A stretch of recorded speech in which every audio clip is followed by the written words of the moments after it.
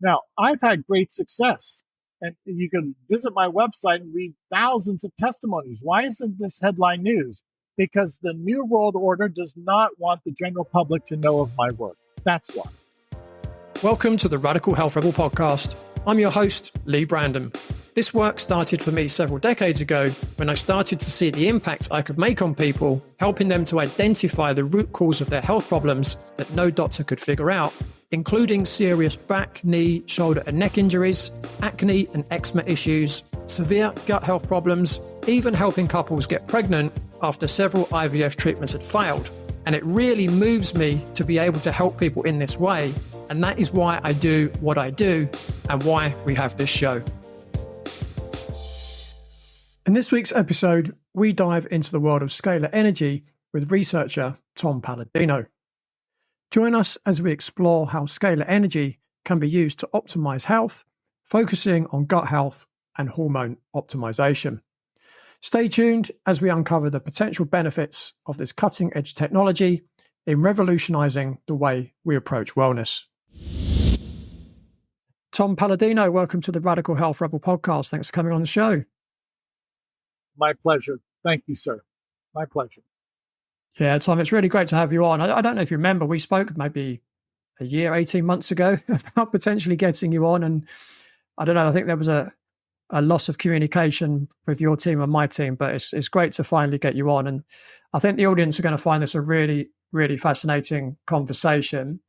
So, Tom, to kick things off, could you perhaps share your academic and professional background and what led you to becoming interested in scalar light energy? Yeah, thank you.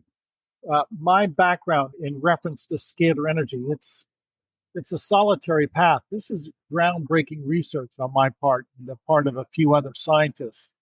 I'm going to speak to the audience about scalar light, scalar energy, the energy of the sun and the stars. Now, as a new and emerging branch of physics, this is not taught by academia.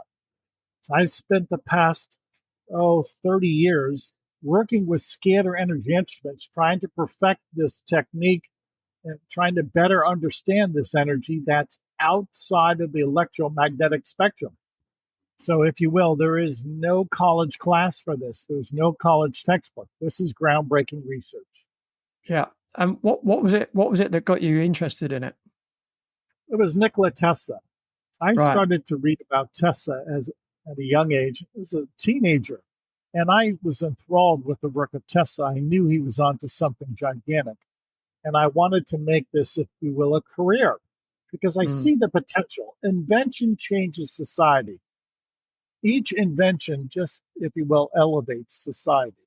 And I looked at Tesla's work and how he elevated us tremendously. I don't know of any other individual, one individual that's so notable in advancing the human race than that of Tesla. Tesla single-handedly gave us the modern day age.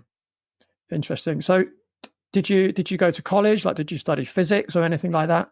I did. I studied physics. I was in school at the collegiate level for a good 12, 13 years. Part of that time I had to work for a living, so I wasn't in school full time. But that gave me time for these ideas to percolate. And you really need to think about this subject. You really need to consider it because it is unlike anything we've ever seen. This is not electricity.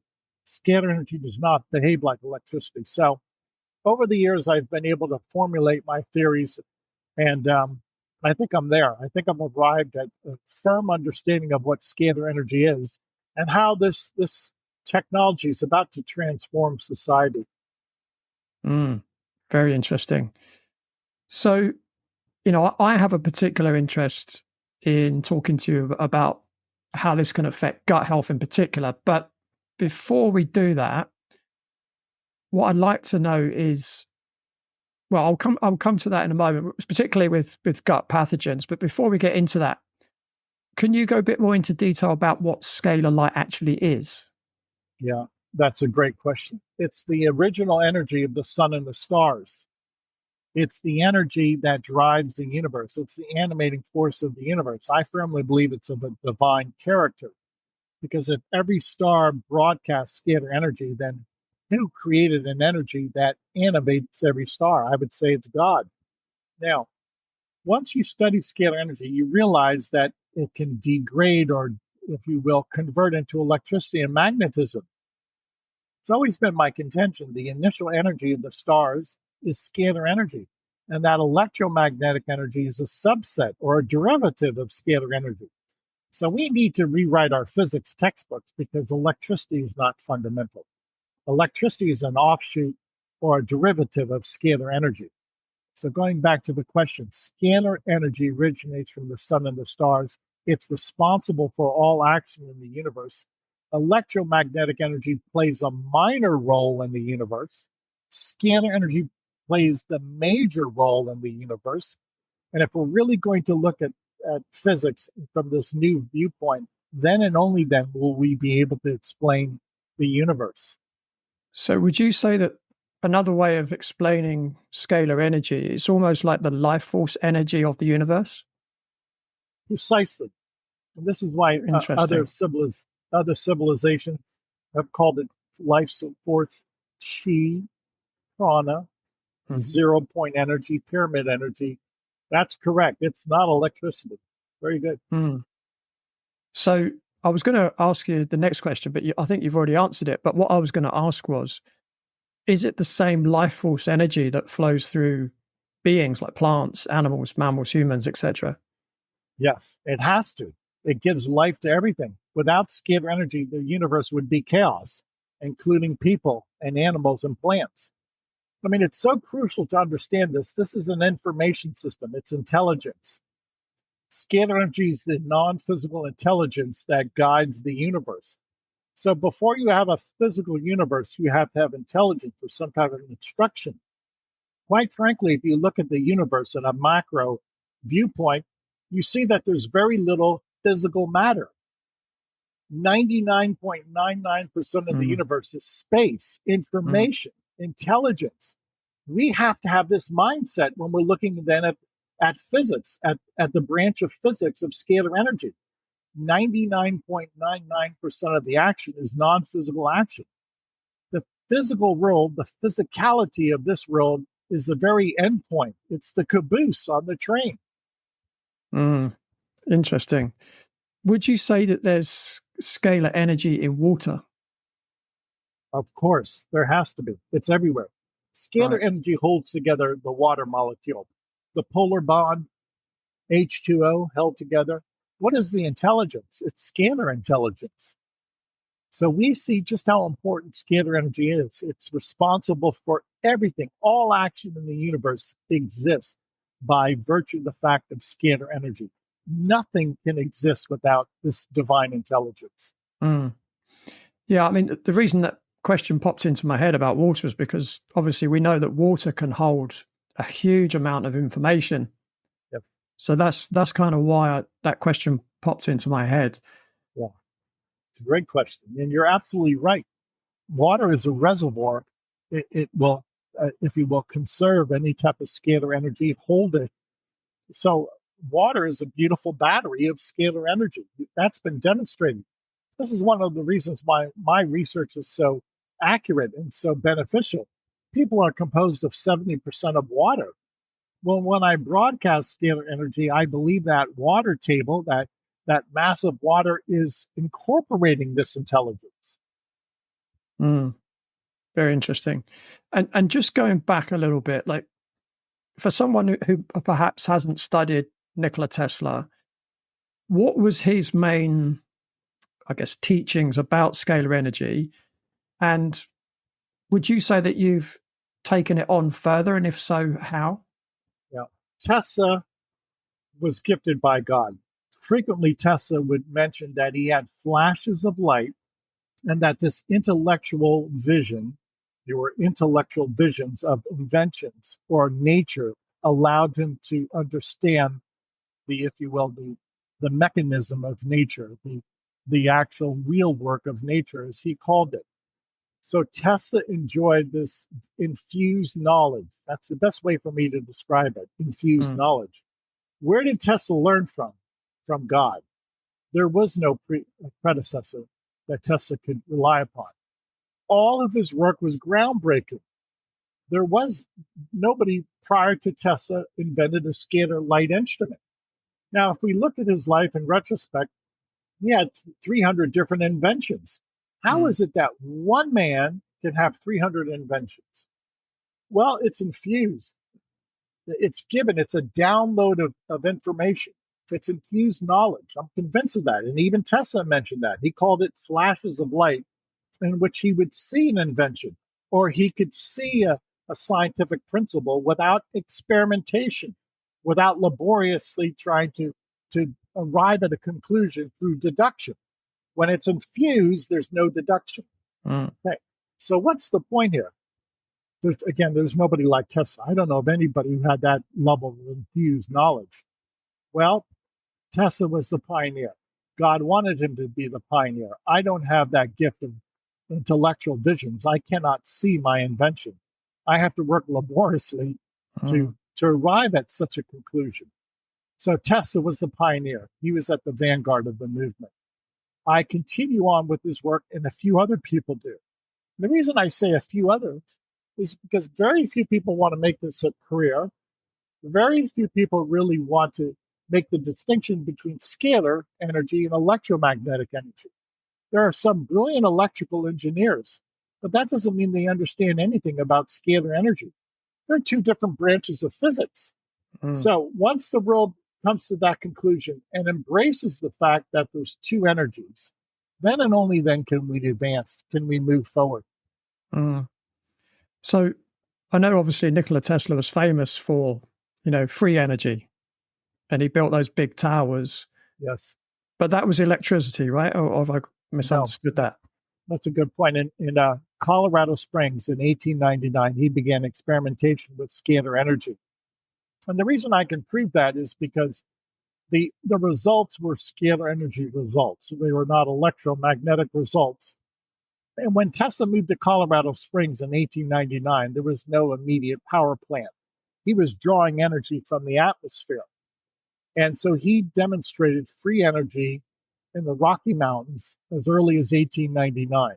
That was a free energy, scalar energy tower. And it exhibited scalar energy phenomenon.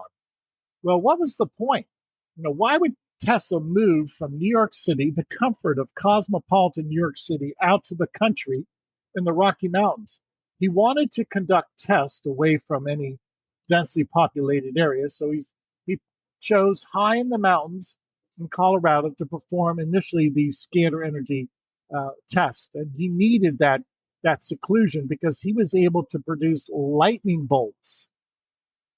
He created lightning bolts. Tesla always, if you will, copied nature. And obviously, creating lightning bolts in downtown New York City would have been dangerous. Yeah. So what I want to move on to, obviously I've been looking at your website recently, and I see that you offer a scalar light pathogen cleanse. Yep. Can you explain what that is, what it does, and how it does it?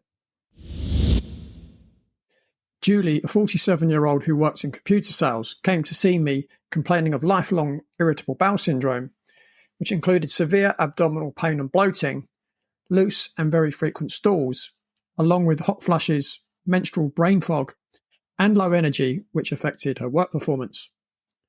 After taking a comprehensive history, plus running some labs, I discovered that Julie had a parasite infection, which may have been causing the loose stools, a methane-producing bacterial overgrowth that was almost certainly causing the abdominal bloating and pain, a leaky gut, low levels of digestive enzymes, as well as eating too many high oxalate foods on her vegetarian diet. So Julie reduced the high oxalate foods from her diet, plus she took a broad-spectrum antimicrobial supplement to help with the parasites and the bacteria in her gut, probiotics to increase her good bacteria and help repair her gut lining. She also took prebiotics to help feed the commensal bacteria, digestive enzymes to improve her digestion, and herbs to help clear the toxic lipopolysaccharides from her system produced by the overgrowth of gram-negative bacteria. At the end of the program, Julie reported that her health had never been better. In her own words, the improvement is staggering. The abdominal pain and bloating was gone. Her stools were back to normal. Her energy was up, she no longer had brain fog or hot flashes, and her immune system had improved as she no longer suffered from frequent bugs and colds. If you're suffering like Julie was and you want to get to the root cause of your problem, you can arrange a consultation with me at bodycheck.co.uk. That's BODYCHEK. And if we're a good fit, I could help you achieve the same kind of results as Julie. Now, back to the podcast. Okay, yes, by all means, I'd be happy to. Now, remember, we're not going to speak about electromagnetic theory. When you're working with scalar energy, you work with force fields, energy fields, including an energy field on a photograph. This is my photograph. My photograph has a scalar energy signature. Working with the scalar energy instrument behind me, I can access that signal. I literally print a person's photograph on a piece of paper, and I place the photograph inside the instrument. My photograph now is connected with the scalar energy force field. And in so doing, I can send information into the photograph, which is my force field. So I don't work with people, I work with energy fields, force fields. Mm-hmm. Number two, when I work with those force fields, I can instruct the force field by way of another photograph. This is a photograph of Epstein-Barr. Mm-hmm. If I wanted to eradicate Epstein-Barr in my force field, a photograph of Epstein-Barr would identify Epstein-Barr as a signal, and the instrument then would not only identify Epstein-Barr, but eradicate it in my force field, in my energy field. So it's so much easier working at the level of a force field rather than working biologically, physically in person. I much rather work with energy fields on photographs. It's simple, it's painless, it's instantaneous action. And why would I want people to have to fly to my laboratory, travel to my laboratory, when I could work with their bilocated version of photograph? Mm. So this is the pro forma. This is the procedure that I follow. A photograph of a microbe allows me to identify the microbe in my energy field, my quantum field. The instrument will not only identify Epstein-Barr as a signal, but will remove it, bring it to a state of chaos. Once the Epstein-Barr virus is reduced to a state of chaos, it ceases to exist. Now, people have to rely upon this, and ultimately, people provide their testimony. After I work with people, people say they no longer have any symptoms of Epstein-Barr. Well, that stands to reason because we've eliminated the intelligence of Epstein-Barr. Gotcha. So does it work on frequency? So you're matching frequencies. Is that how it works? That's a good point. I don't use the term frequencies because that details cycles per second of some type of time frame. There's no time with scalar energy. So I simply call it a signature. But you're right. Everything in the universe has a unique signature or a fingerprint or unique type of signal. Epstein-Barr has a specific signal. If I have Epstein-Barr as a signal in me, this instrument finds that signal and reduces it to a state of chaos. So I use the term signature or signals. I try not to use the term frequency. Mm. So with your equipment, are you able to identify which pathogens someone has? Yes, easily. And the instrument, the energy does that. I don't do that. For instance, I'm going to hold up a 15 different photographs that have been photographed and placed on a collage. Those are 15 different viruses. Mm-hmm. If I matched up my photograph to those viruses, whatever virus I had as a signal in me, this energy, this instrument would find each virus and eradicate it, bring it to a state of chaos. So we're not looking for the virus physically, we're looking for the virus by way of a signature. So the signature is the key to my work, the intelligence. Every virus has an intelligence. My instrument looks for the viral intelligence and then reduces it, brings it to a state of chaos. So in 1 hour, I could, if you will, source for hundreds of thousands of signatures of microbes, viruses, bacteria, and fungi. And in 1 hour, I can eradicate 300, 400,000 signals of microbes. Okay, that's really interesting. So how does the scalar energy know that it needs to create a state of chaos in a particular microbe? Yeah. Yeah. Anytime I introduce a photograph into the instrument, that photograph of those 15 viruses are now communicating with my photograph. And if I have any of those 15 viruses in my quantum field, the instrument will find those viruses by way of their signature and then reduce the signature, bring the signature to a state of chaos. So whatever photograph I introduce into the instrument, that's what will be acted upon. Right. Okay. So would I be right in saying it's important that you would only introduce pathogens that you would want to get rid of? Because Yeah, if you, let's say it was a mistake, put in the very important bacteria, right. that would also cause chaos in that bacteria, which would eradicate it, and then potentially you're going to weaken the human rather than strengthen them. Yes, and that's what I've found. That's what I found. So I only work with what I consider to be pathogenic agents. Yeah. Now, it seems that scalar energy, this is a divine energy, it seems to be able to distinguish between pathogenic and probiotic on its own. Now, I don't have the time to get into that, but it seems that the intelligence that would lead to homeostasis in our body, this instrument, this energy, recognizes that state of homeostasis. Because I've been working with myself for 30 years, and I've never seen the eradication of, say, probiotic bacteria in me. I've never seen an imbalance. I've never seen where I've experienced a toxic shock or an allergic reaction. So this new branch of physics is entirely non-physical. There is no chemical reaction. Now, with that said, this is a new way of looking at human health. It's not biological health. I want to make this very clear. I'm not in the science of improving human biological health. I'm in the arena of improving human quantum health. There's a big difference. Yeah. Big difference. Gotcha.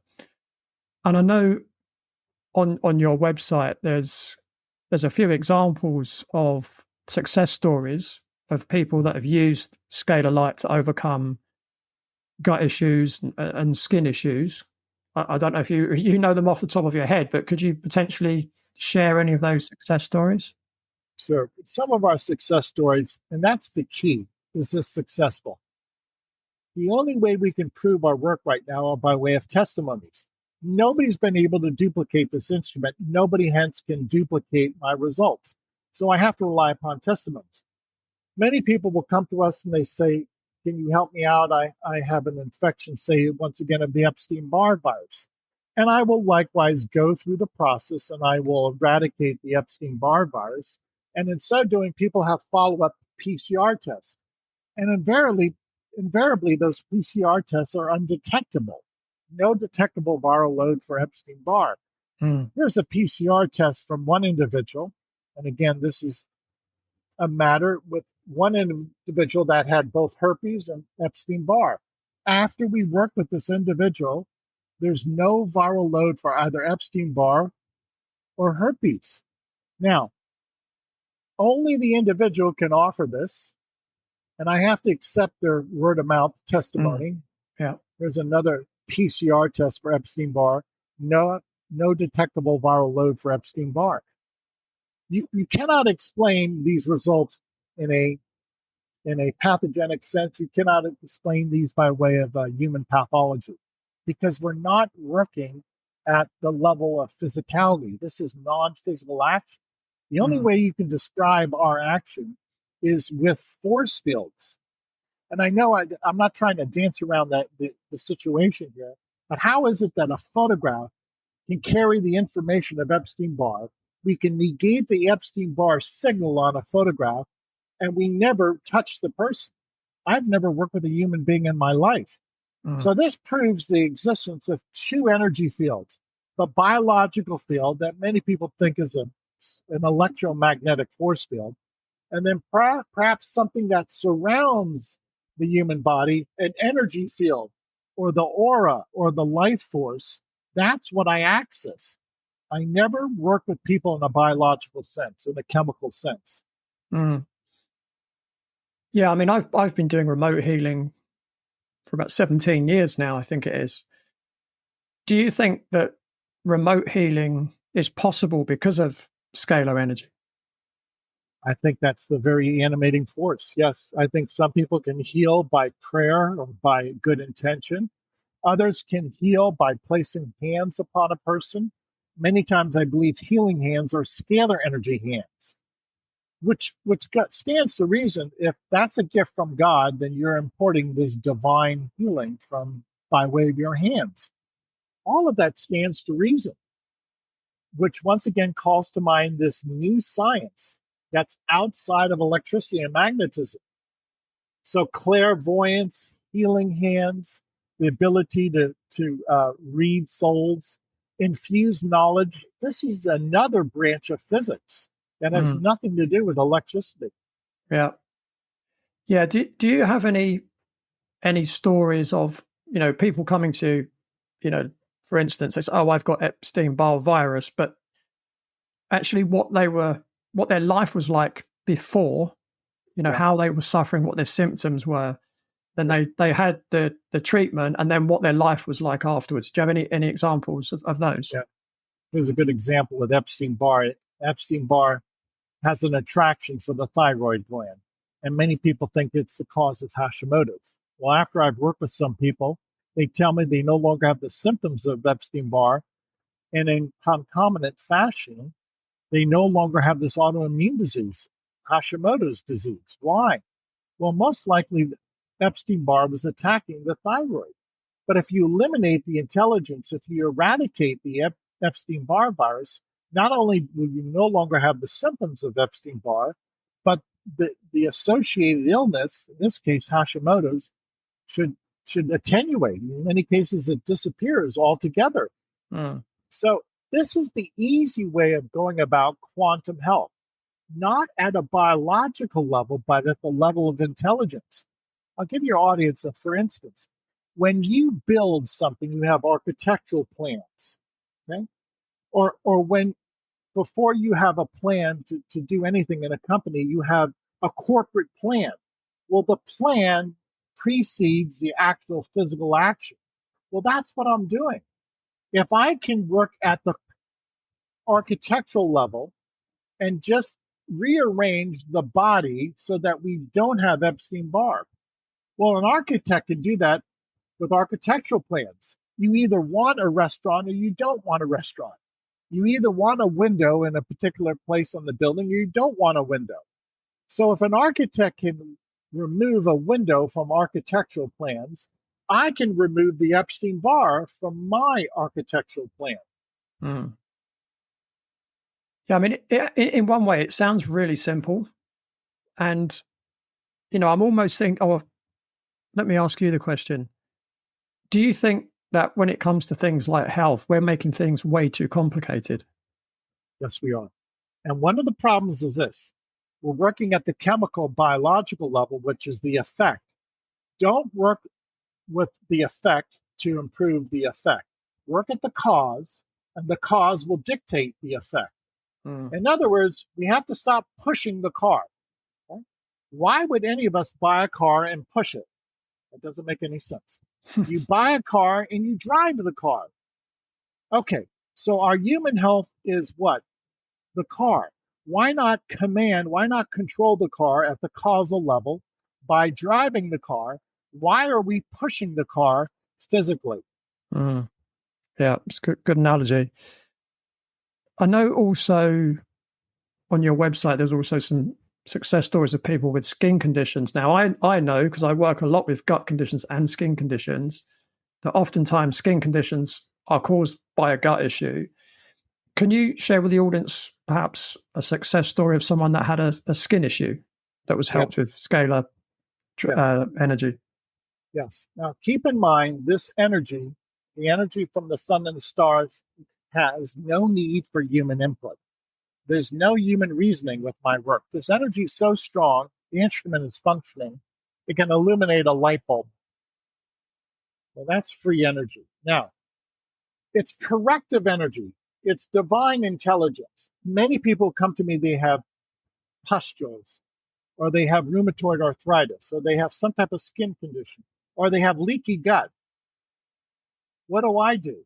I place their photograph in the force field, and the force field does all the work for their leaky gut, their rheumatoid arthritis, their pains, their poor digestion. The energy is the animating force. There is no human input with my work. If there's anything to brag about, so to speak, it's the engineering and the research that's gone behind this instrument. Once the instrument is up and functioning, let the instrument do the work. It's much like getting in your car. Let's use the analogy. To engineer a car took a lot of doing. To engineer this instrument took a lot of doing. But once the car is functioning, all you do is sit down and you enjoy the car. The car does the work. Once I've created this instrument, all I do is sit my photograph inside the instrument, and the energy does all the work. So I can't inculcate this enough. This is divine intelligence. And no human operation on my part is necessary. Hence, there's no room for human error. Yeah, that's interesting. As you were saying that, a question was just popping into my head. If you were to put, into the machine a picture of someone, but rather than a pathogen, anything else that might be beneficial to them, from what you were saying is scalar energy is intelligent.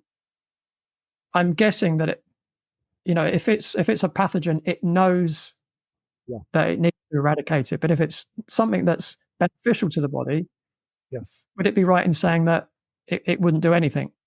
Correct. And it will enhance it. For instance, in principle, in practice, this is what I do. I'm going to hold up a photograph of riboflavin. This is placed under a microscope. It's magnified riboflavin, B2. If I want the energy of B2, I place my photograph inside the instrument with riboflavin. That's correct. And riboflavin the energy is downloaded, is imparted into my quantum field. I never take a multivitamin. I don't eat multivitamins. I receive my energy from vitamins through scalar energy.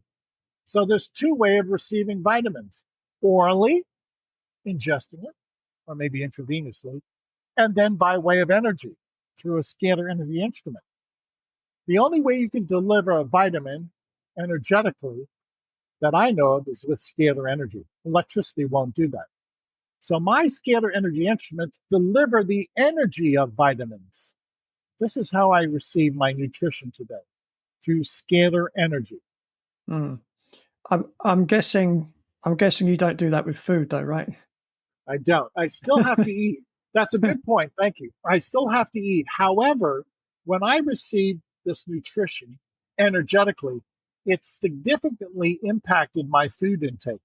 I'm satiated. I only need 2 meals a day. I'm 6'5". I'm a pretty big guy. I'm about 250 pounds.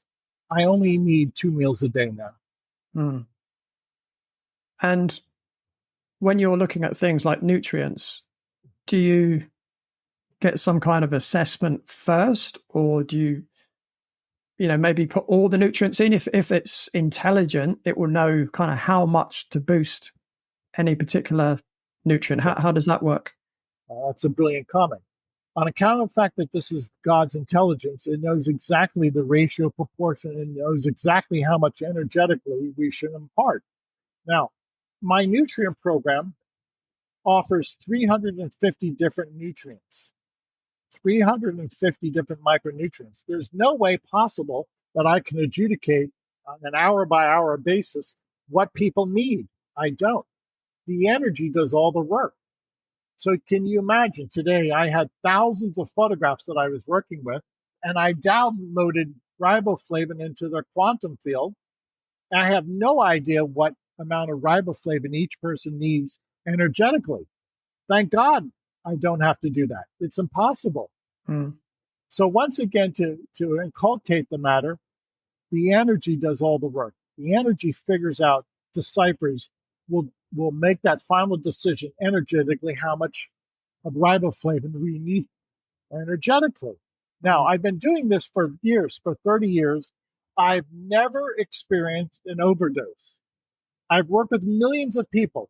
I've never experienced any type of overdose, toxic shock. I've never experienced a pimple, any type of chemical reaction. Why? This is non-chemical. We're not working at the chemical level. We're working at the level of intelligence. It's so much easier. When you work at the level of intelligence, you cannot make a mistake. My work is flawless. Yeah, I just got another question popped into my head.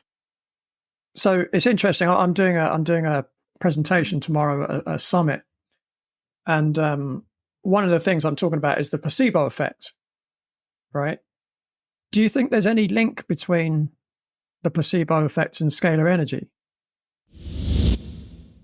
When 35-year-old Amanda first scheduled to see me, she'd been suffering for 19 years from severe IBS, diarrhea and fecal incontinence, along with abdominal pain and bloating.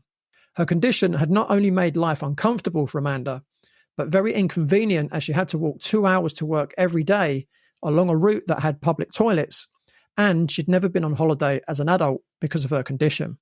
The only advice that several doctors and specialists had given Amanda was to take Imodium, and when she first saw me, she was taking 5 Imodium a day and wasn't getting any better.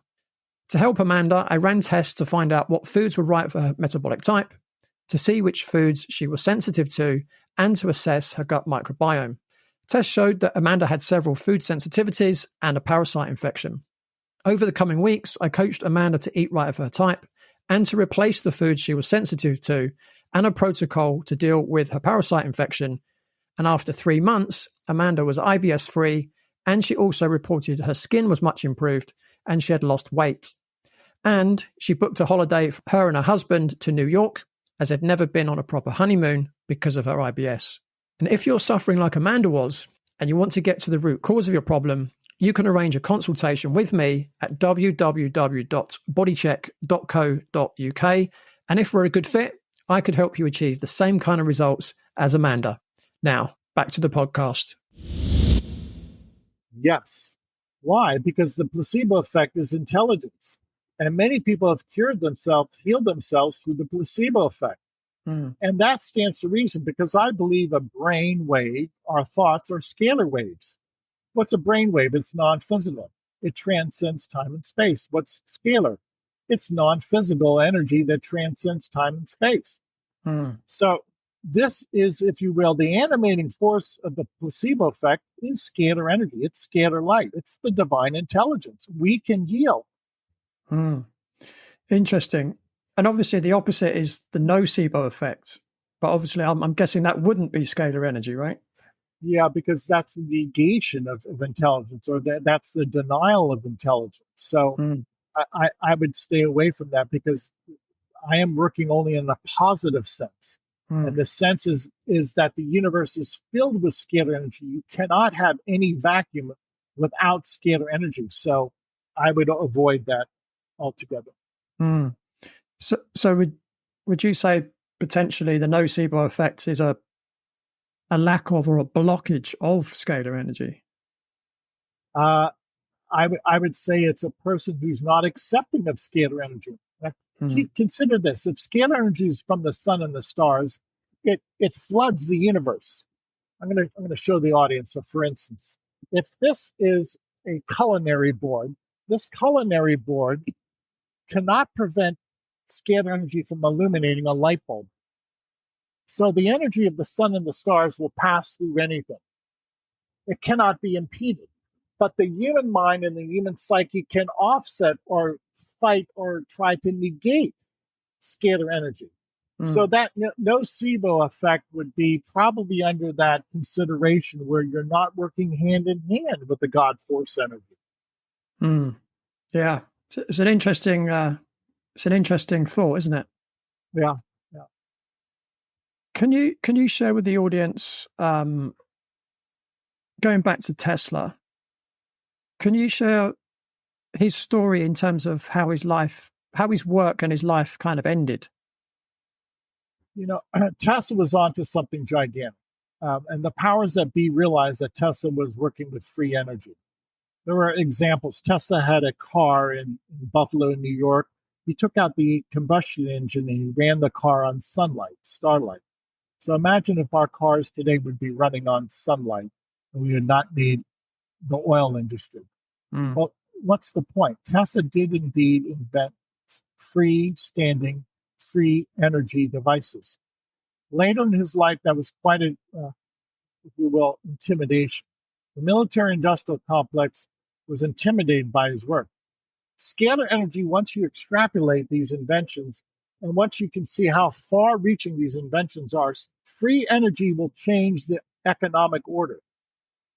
Quite frankly, the military-industrial complex will begin to collapse with the advent of scalar energy, free energy. We see the economic order built upon scarcity. Scalar energy is free energy from the sun and the stars. Free energy just changes the entire playing field of the economic order. Now, with that statement, Tesla was undermined later in his career, and he was shunned. And the powers that be realized what he was doing, and that he was on the verge of giving the world free energy. Well, can you imagine if we had free energy today, how different this world would appear? So later in his life, Tesla was a marked man. He did not receive any funding. Very few people understood him. The media started a smear campaign against him. And all of this was orchestrated, carefully orchestrated, to keep the public from realizing that Tesla had indeed discovered free energy. Yeah, I mean, you spoke about the car that he invented. Did that run without a battery? Without a battery, yeah. It was in Buffalo, New York. And people say in operation, the car was silent. They could not hear any combustion. Why? Well, there was no gasoline in the tank. He took out the motor. So Tesla operated a car in Buffalo, New York, under the power of sunlight, starlight. Well, why aren't we doing that with our cars today? Well, it's obvious, because it would make obsolete the oil companies. It would make obsolete so many car manufacturers. Yeah, it's very interesting. I mean, when you look as well, what's going on in the world, and they're pushing, the climate emergency, and they're mining all this cobalt and lithium and everything else with these massive, heavy, expensive batteries, and people in Africa and other underdeveloped countries are really suffering to do all this mining. Yep. And what you're saying is, with the technology we've got now, we could end all that tomorrow. Yes, absolutely. We can end the suffering. That's what Tesla wanted to do. He was a true humanitarian. I'm a humanitarian likewise. The point of invention, it advances mankind. Look at the world with invention and without invention. Well, obviously, we can look at the world and say invention, discoveries helped us achieve this level of luxury, this level of comfort and ease. Well, why don't we keep going? And we're going to. Scalar energy, free energy will change the world. And if I'm right, Tesla kind of died a broken man, didn't he? Yes, he did. And I think he had to realize that demonic forces were against him. Why something so simple, easy, safe? Again, there's no chemicals involved with my work or Tesla's work. So you can't have pollution. So anybody who believes in a green world, in the green revolution, should really embrace this concept. There's no chemicals. It's free. It's unlimited energy from the stars. So what's the impediment? Why aren't we embracing this? Well, to this day, the establishment, the New World Order, does not want the general public to realize this. Yeah, it comes back to the same things, doesn't it? Money and control. Yes, at the end of the day. Bottom line. That's the bottom line is the bottom line. Yes. And there are powerful forces, there are machinations out there that do not want this technology. Now, I've had great success. And you can visit my website and read thousands of testimonies. Why isn't this headline news? Because the New World Order does not want the general public to know of my work. That's why. Yeah. And are are there many other people doing work like yourself with scalar energy? Sadly, because it's a long career, Mm, because you have to understand this from the point of a new physics textbook. There's no electrical current involved in scalar energy. This is not electricity. So to be quite blunt, you have to start at first grade. And I mean that. I'm not trying to be condescending. If you want to mm, learn this science, you have to start at the entry level. You have to start at first grade. Well, how many people want to start and learn a new science later in life? It's quite humbling, to be quite mm. frank.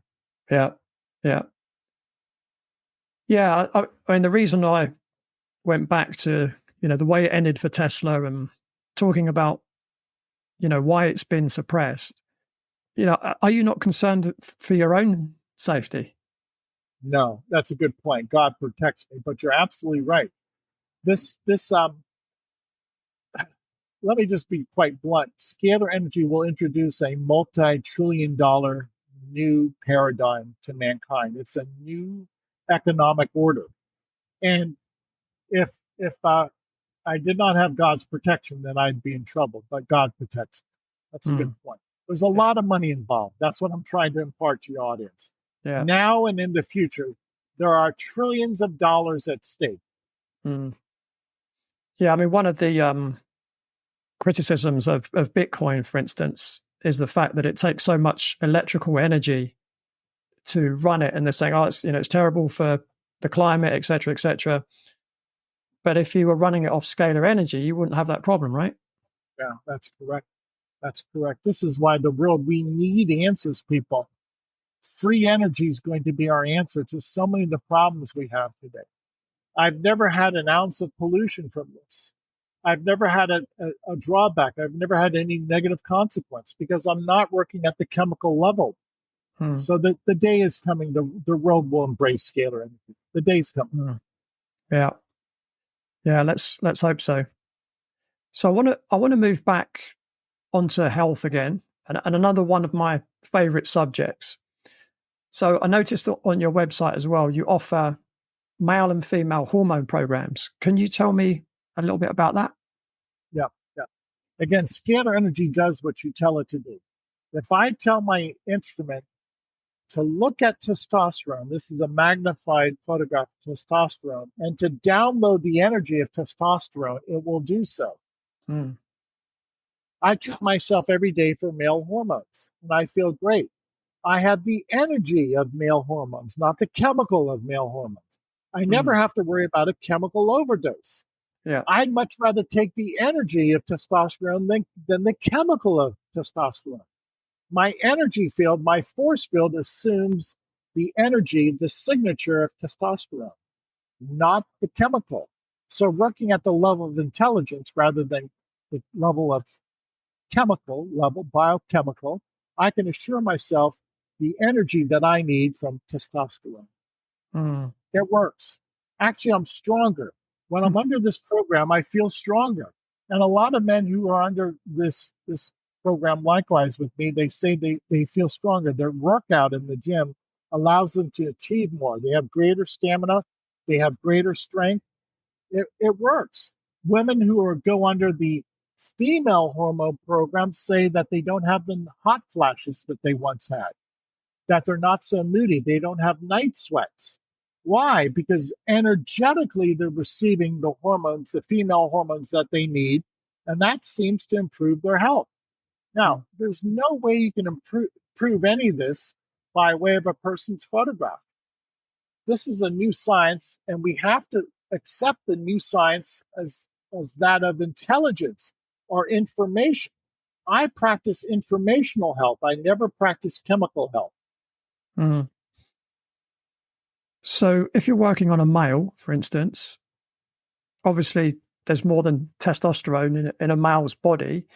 Do you do Yep. you balance other hormones as Yep. well? Yeah.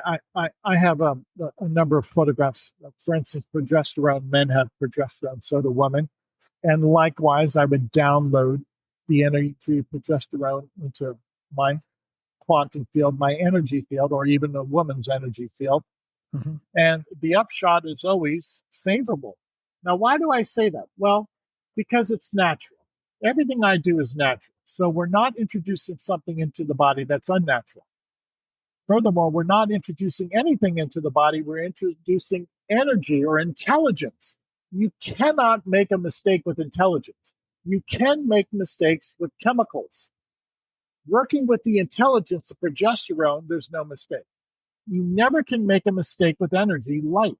Scalar energy is perfect, and it will administer the amount of progesterone we need energetically, never making a mistake.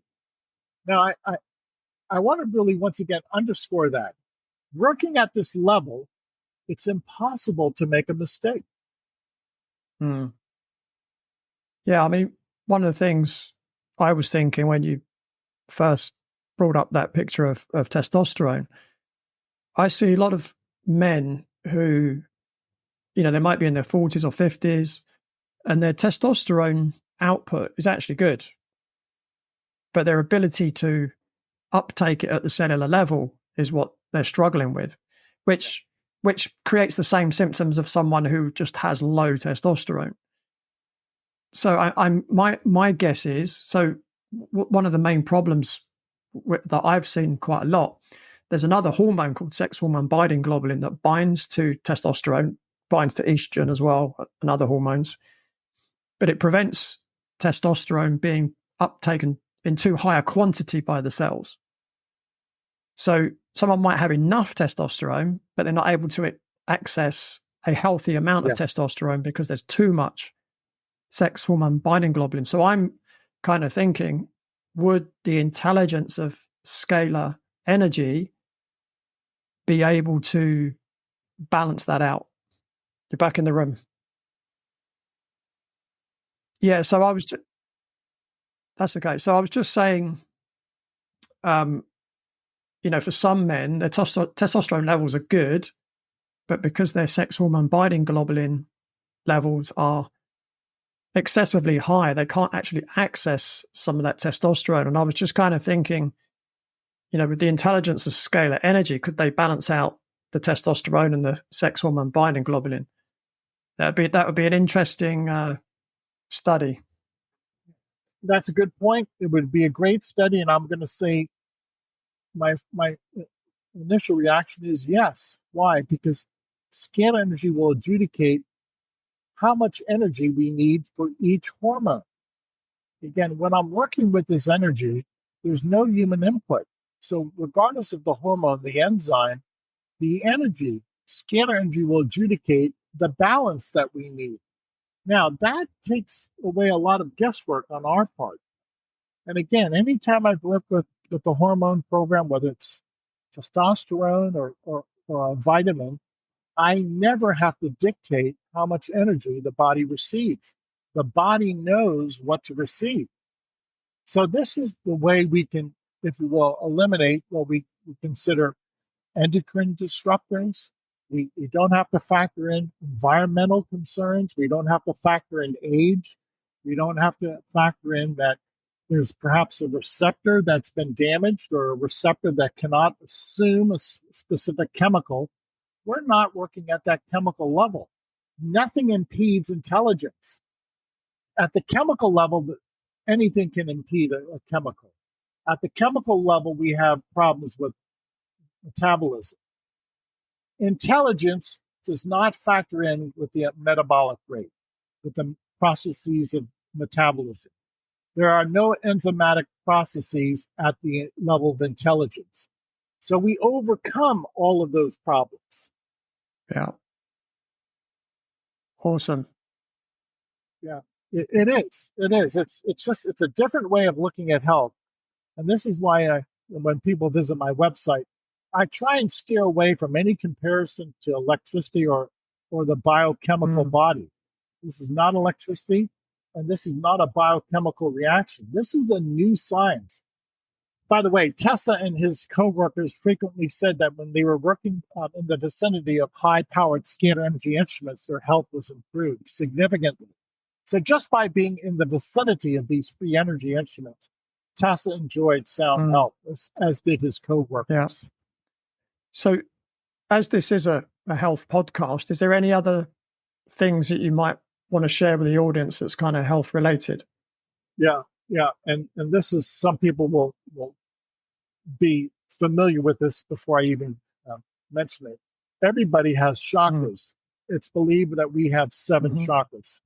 This is a diagram of 7 chakras. What's a chakra? A chakra is a spinning point of energy. Scalar energy causes a chakra. Each chakra is spinning. It's scalar energy that spins it. Well, what is scalar energy? It's a double helix. Now, allow me. This is a photograph of a scalar wave. The very top, that's the scalar wave. This is a Tesla coil that's producing that scalar wave. Now look closely, it's a double helix, and that double helix is able to balance our chakras and our meridians. When I turn this instrument on, automatically, it's a download of information. The information of the scalar wave enters into our 7 chakras, into our brain waves. This is perfect health. This is why at age 64, I'm healthy, because I treat myself every day with this divine energy. My chakras are balanced. I don't suffer from pathogenic disease. I don't have any medical problem. I'm not on one pharmaceutical product, because divine intelligence is correcting my chakras, my soul, my mind, and my body. That's the key to my work, people. There's no human reasoning involved. Yeah, I was just thinking as well just now, I could potentially see, endocrinologists and supplement companies and people like that, if Scalar Energy was, well known throughout the world, they'd have to be looking for another job. And maybe I would too. Okay. Now, here's a good point. I want to reduce the workload of 40, 45 hours a week to 15 hours a week. That's right. With Scalar Energy, we will no longer have to work 40 hours a week. That's one of the points of my work. Let the machine do the work. Stop pushing the car. Get in the car and drive the car. With the advent of Scalar Energy, so many jobs will be obsolete. We'll see that people only have to work maybe 10, 15 hours a week. Yeah, I mean, to be honest, if the whole world was healthy, I would be happy to find another job. That's why I do what I do, to try and help people get healthy. But if the whole world was healthy, I would need another job, right? And eventually I'll need another job, and that's fine by me. And again, there's nothing wrong with that. I'd worked some long hours. I'd rather not work 50 hours a week. I'd rather work 10, 15 hours a week. And if you're like me, let's liberate ourselves. Free energy means we have free time. Yeah, definitely. So, Tom, this has been really, really interesting. But what's next for you? Getting the word out. Thank you for your audience. Remember, I'm one researcher. There's only so much I can do. So those of you in the audience, spread the word. I need to get this out. And where can people find you online? The website, scalarlight.com, SCALAR, scalarlight.com. We offer 15 days of free sessions. You can email us your photograph. We'll work with you for free for 15 days. Please do so. I want to prove to you that this works. Awesome. Tom, thank you so much for your time. I mean, I could probably speak to you all day. I've probably got so many questions in my head, but it's been really, really fascinating talking to you. So thanks again for your time. My pleasure. Great questions. Thanks for the interview. Yeah, it's been awesome. So that's all from Tom and me for this week. But don't forget to join me same time, same place next week on the Radical Health Rebel podcast. Thanks for tuning in. Remember to give the show a rating and a review, and I'll see you next time.